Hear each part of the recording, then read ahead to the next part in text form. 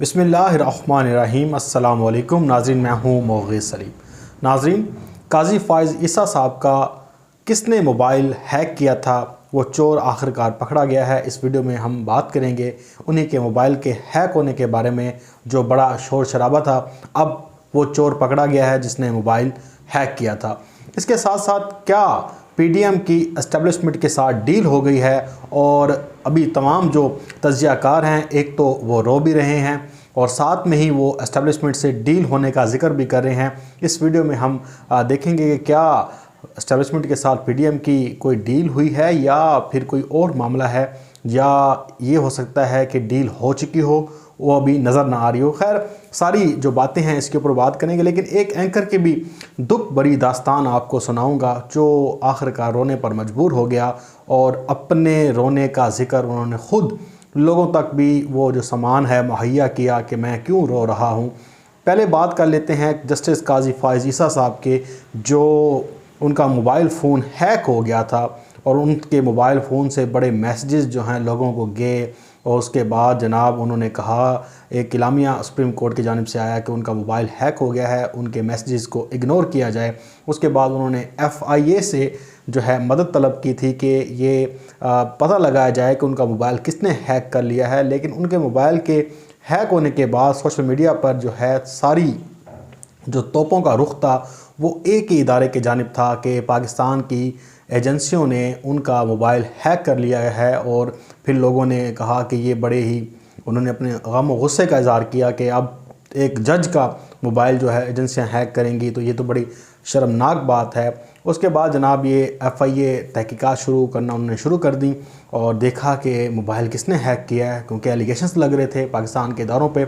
और फिर एक तासुर ये भी जाता है कि हुकूमत और जस्टिस काजी फ़ाइज़ ईसा साहब की नहीं बनती, और ख़ास तौर पे एजेंसियों के साथ जो है वो जस्टिस काजी फ़ाइज़ ईसा कंफर्टेबल नहीं हैं। उन्होंने फ़ैसला दिया हुआ है DG ISI के ख़िलाफ़ फैज़ाबाद धरने के हवाले से, तो इसलिए भी शक व शुबहात जो हैं लोगों के जाने शुरू हो गए कि ये शायद काम जो हैं एजेंसियां कर सकती हैं। लेकिन जब FIA ने तहकीकात शुरू की और उनके घर पहुंच गए जस्टिस काजी फ़ाइज़ ईसा के मिलने के लिए कि जनाब आया कि आपने ऐसा क्या किया है या ऐसा क्या हुआ है कि आपका मोबाइल जो है हैक हो गया है, तो उनसे जब मोबाइल लिया गया, मोबाइल चेक किया गया, तो जनाब वो चोर जो था जिसने मोबाइल हैक किया था, वो चोर कोई और नहीं था बल्कि एक एप्लीकेशन थी। और आपको पता है कि मेरी पिछली वीडियो में जाके आप देख सकते हैं, उसमें भी मैंने यही बात की थी कि कोई एप्लीकेशन उन्होंने डाउनलोड कर ली होगी, जिसकी वजह से ऐसा मामला हो जाता है। जब आप ऐसी अननोन किस्म की एप्लीकेशंस अपने मोबाइल में डाउनलोड करते हैं तो वो फिर आपके मोबाइल में बड़ी प्रॉब्लम क्रिएट करती हैं। आपका मोबाइल हैक भी हो जाता है, आपका डाटा ज़ाया भी हो जाता है और बड़ा कुछ हो जाता है।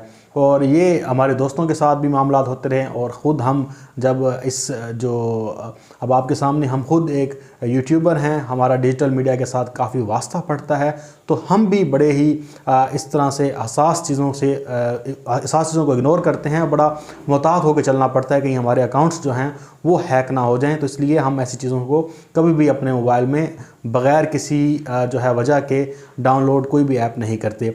तो वो वीडियो जाके आप पिछली देख लें मेरी वीडियो, उसमें मैंने बज़ाहिर उस वक्त कहा था कि जनाब ये मोबाइल में कोई एप्लीकेशन हुई है जिसकी वजह से मामला हो जाएगा। लेकिन अब FIA ने ख़ुद जाकर जब ये प्रोब किया, जब FIA ने जाके वहाँ पे घर में उनसे मोबाइल लिया, तो पता चल गया कि एक उन्होंने ऐसी एप्लीकेशन जो है डाउनलोड कर ली थी जिसकी वजह से उनका मोबाइल हैक हो गया और उनके मोबाइल से मैसेजेस जो है इधर उधर जाने लग गए। और ये हमारे साथ होता है अक्सर। नाज़रीन, आपके पास भी कोई शख्स व्हाट्सएप पे या फेसबुक के मैसेंजर पे या आपको इंस्टाग्राम पे कोई लिंक ऐसा भेज देता है जिसे आप खोलते हैं तो फिर आपके मैसेजेस 10-12 लोगों को चले जाते हैं। इसी तरह से क्या होता है कि वो जो लिंक भेजने वाला शख्स है उसको भी पता नहीं होता कि मैसेज आगे जा चुका होता है। जैसे मैंने लिंक ओपन किया तो मेरी तरफ से 10-12 लोगों को चला गया मैसेज, लोग समझेंगे शायद ये मोग़ीज़ ने भेजा है, लेकिन ऐसा बिल्कुल नहीं होता। वो अचानक से ही वो मैसेजेस आगे आगे चलने शुरू हो जाते हैं और फिर कहीं जाके वो ब्रेक लगती है। तो ये एक किस्म का एक मामला था, लेकिन इसको उछाला गया और फिर इल्ज़ाम लगाए गए। लेकिन अब کوئی جو ہے اس کے اوپر کوئی ٹویٹ نہیں کرے گا، کوئی اس کے اوپر ویڈیو بھی نہیں بنائے گا، کوئی اس پہ اوپر بات بھی نہیں کرے گا، نہ ہی کہے گا کہ جی ایجنسیوں نے کیا تھا، یہ غلطی تھی قاضی فائز عیسیٰ کی، اور ایک چھوٹی سی بات کو انہوں نے ہوا بنا دیا، پورا سپریم کورٹ کی جانب سے ایک جو ہے وہ اعلامیہ جاری ہو گیا اور لوگوں نے جی کہا کہ جناب یہ ہو گیا وہ ہو گیا، لیکن یہ چھوٹی سی بات تھی، اگر وہ خود تسلی سے بیٹھ کے گھر میں چیک کر لیتے تو یہ نوبت نہ آتی، لیکن ایک چھوٹی سی بات کو اتنا بڑا انہوں نے بنا کر پیش کیا کہ پورے پروگرام ہو گئے اور اس کے اوپر جناب باتیں شروع ہو گئیں۔ اب کوئی بھی میرے خیال سے اس کے اوپر یہ بات نہیں کرے گا کہ ان کی اپلیکیشن کی وجہ سے سارا ڈرامہ ہوا، یہ سارا کچھ معاملہ ہوا۔ اب انہوں نے ہی ایک عدالت میں جناب یہ بات کی کہ پاکستان میں میڈیا آزاد ہے یا نہیں ہے، اس کے اوپر تو لوگوں نے بڑا واویلا مچایا۔ میرا ایک پوائنٹ تھا وہ میں نے کہا آپ کے ساتھ شیئر کروں کہ پاکستان میں میڈیا آزاد کیسے ہے۔ دیکھیں پاکستان میں آزاد میڈیا ایسے ہے کہ پی ڈی ایم، آپ نے دیکھا ہوگا کہ پی ڈی ایم کی خبروں کو خواہشیں بنا کر اور پی ڈی ایم کی خواہش کو خبریں اور تجزیے بنا کر اس ملک میں بیچا جاتا رہا۔ لوگ پورے ایک سال سے حکومت کے خلاف پی ڈی ایم کو بیچ رہے تھے، فروخت کر رہے تھے، ان کی جو چیزیں ہیں وہ میڈیا میں آ کر ببانگ دہل کہتے لیکن اس کے بعد معافی بھی نہ مانگتے۔ اس سے زیادہ پاکستان میں میڈیا کیا آزاد چاہیے۔ اب آپ دیکھیں کہ اس وقت آزادی رائے کے جو چیمپئن ہیں وہ حامد میر صاحب ہیں۔ حامد میر صاحب نے ایک بات کی 2-3 روز پہلے، انہوں نے کہا جی بہت ساری باتیں ایسی ہیں جو ہم کھل کر میڈیا پہ نہیں کہہ سکتے، لیکن ایک وقت آئے گا میں وہ باتیں کہوں گا، لوگ مجھ سے میرے تجزیوں کا ثبوت مانگتے ہیں، تجزیوں کا میں ثبوت نہیں دے سکتا۔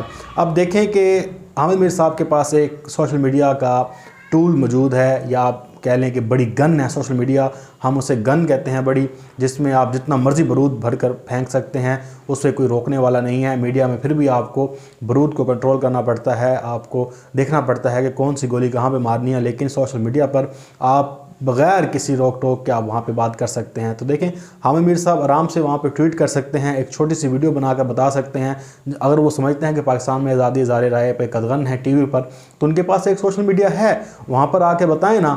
لیکن بات یہ ہے کہ جب آپ کے پاس کوئی بات نہیں ہوتی، آپ نے کوئی بات کو رنگ دینا ہوتا ہے، تو پھر آپ کہہ دیتے ہیں میں آپ کو کل بتاؤں گا، پرسوں بتاؤں گا، کیونکہ آپ کے پاس اتنی کیپیسٹی نہیں ہوتی کہ آپ سچ بول سکیں یا آپ اپنے جھوٹ کو سچ بتا سکیں، کیونکہ جب آپ بولیں گے تو لوگ سمجھ جائیں گے کہ آپ جھوٹ بول رہے ہیں۔ ابھی جو پی ڈی ایم کے حوالے سے بات کر رہا تھا، جو خبر تھی کہ جناب پی ڈی ایم کی جو ابھی ایک 26 مارچ کو انہوں نے اعلان کیا ہے ایک لانگ مارچ کا یا مہنگائی مارچ کا کہہ دیں، وہ بڑا اجلاس جو ہے جاری رہا، جس میں نواز شریف بھی بیٹھے تھے، زرداری بھی بیٹھے تھے۔ نواز شریف نے کہا کہ جناب ہم زرداری کے ساتھ ہیں، زرداری کے ہم نواز شریف کے ساتھ ہیں، زرداری اور نواز شریف کے ہم مولانا فضل الرحمان کے ساتھ ہیں، مریم کے ہم بھی مولانا فضل الرحمان کے ساتھ ہیں۔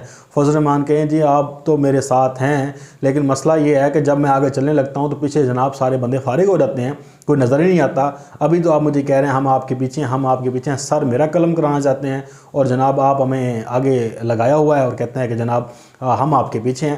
تو بڑا اندرونی جو کہانی ہے تمام اینکرز ہیں انہوں نے بتائی بھی ہوں گے، لیکن کچھ ہم تک بھی پہنچی۔ تو سیدھی سی بات ہے جناب کہ پیپلز پارٹی اپنی جو ہے وہ چکروں میں تھی، انہیں پتہ تھا کہ ہمارے سے یہ پی ڈی ایم جو ہے یہ فلوپ ہے۔ نواز شریف کا اپنا بیان تھا، وہ سمجھ گیا کہ ہماری پارٹی ٹوٹ پھوٹ گئی ہے۔ فضل الرحمان خود جو ہے پہلے ہی وہ اقرار کر چکے ہیں کہ جناب ہمارے پاس بھی کچھ نہیں ہے، ہماری لڑائی بھی اسٹیبلشمنٹ سے نہیں ہے۔ تو بات کرنے کی یہ ہے کہ ہر کوئی اپنی اپنی جان بچانے کے چکروں میں تھا۔ اب اس کو لے کر ایک نیا تنازع کھڑا ہوا، وہی ہوا ہے کہ جی یہ سارا جو پی ڈی ایم ہے، یہ جو خاموش ہوئی ہے، یہ اسٹیبلشمنٹ کے ساتھ ڈیل ہو گئی ہے، اور ڈیل جو ہے وہ پاکستان کی اسٹیبلشمنٹ کے ساتھ ہوئی ہے۔ تو اس کا جو رنگ ہے وہ آپ کو سینٹ الیکشن میں نظر آئے گا کہ سینٹ الیکشن میں اگر بہت بڑی فتح حاصل کرتی ہے پی ڈی ایم، تو اس سے یہ لگتا ہے کہ جناب یہ جو ہے اسٹیبلشمنٹ کے ساتھ ڈیل ہو گئی ہے۔ پہلی بات تو یہ ہے کہ اسٹیبلشمنٹ کے ساتھ بے شک ڈیل ہو جائے، زرداری کو بے شک عدالتیں ریلیف دے دیں، شہباز شریف کو عدالتیں ریلیف دے دیں، لیکن ایک پھر معاملہ آ کے کھڑا ہوتا ہے، وہ ہوتا ہے عمران خان۔ عمران خان کے ساتھ کس کی ڈیل ہوئی ہے یہ ابھی تک کوئی طے نہیں کر سکا، نہ ہی کوئی بات کرتا ہے۔ دیکھیں اسٹیبلشمنٹ کے ساتھ 10 دفعہ آپ کی ڈیل ہو جائے، ہمیں کوئی اس سے غرض نہیں ہے، چاہے ہوتی رہے جو بھی ہے، لیکن ایک بندہ جو آ کر آپ کو عمران خان کھڑا ہوتا ہے، وہ پھر آپ کو ہر کیس میں پھنسائے گا۔ وہ یہ نہیں اگر اسٹیبلشمنٹ اسے پتہ چل گیا کہ اسٹیبلشمنٹ انہیں ڈیل دے رہی ہے تو پھر وہ آپ کے ہر مقدمے کو خود ٹیکل کرے گا، خود پیچھے پڑے گا۔ اب عدالتوں سے آپ ریلیف لے لیں، جیسے مرضی لے لیں، اب عدالتوں پہ عمران خان صاحب کا کوئی کنٹرول نہیں ہے، وہ کیا کر سکتے ہیں۔ اب دیکھیں عدالت کا یہ حال ہے کہ جس نے 4 بندے مار دیے کشمالہ طارق کے بیٹے نے، اس کو ایف آئی آر میں نامزد ہونے کے بعد پکڑا نہیں جاتا، اس کی جناب عدالت سے کیا ہوتی ہے کہ پری ارسٹ جو ہے بیل منظور ہو جاتی ہے، جو ڈرائیور گرفتار ہوتا ہے اس کو چھوڑ دیا جاتا ہے، ڈرائیور کو چھوڑ دیا جاتا ہے۔ وہ جو بندے مارنے والے ہیں ان میں سے کسی شخص کو نہیں پکڑا جاتا. تو یہ عدالتوں کے حال ہیں. تو اب عدالتوں کے ساتھ عمران خان صاحب کا مقابلہ تو نہیں ہے. جہاں تک مقابلہ ہے کہ وہ ان کو تن کے رکھیں گے تو وہ انہوں نے تن کے رکھنا ہے, چاہے وہ سینٹ ہو, چاہے وہ قومی اسمبلی ہو, چاہے وہ کرپشن کا معاملہ ہو. اسٹیبلشمنٹ کے ساتھ ڈیل ابھی تک مجھے سمجھ نہیں آتی کہ کیوں ہوگی اور کس لیے ہوگی. ہاں, اسٹیبلشمنٹ انہیں رام کرنے کے لیے, ان کو پٹری پر لانے کے لیے ایک بات چیت کر سکتی ہے, اور وہ کرنی بھی چاہیے, ہر ادارے کو کرنی چاہیے اگر آپ بلا وجہ تنقید کر رہے ہیں. سب سے بڑی ناکامی یہ ہے کہ ان کے ساتھ ان کی اسٹریٹجی جو تھی وہ صحیح نہیں تھی پی ڈی ایم کی. پی ڈی ایم نے بہت جلد بازی کی آر پار کرنے میں, استعفوں کے معاملے پہ, جس کی وجہ سے انہیں ہر وقت منہ کی کھانا پڑی.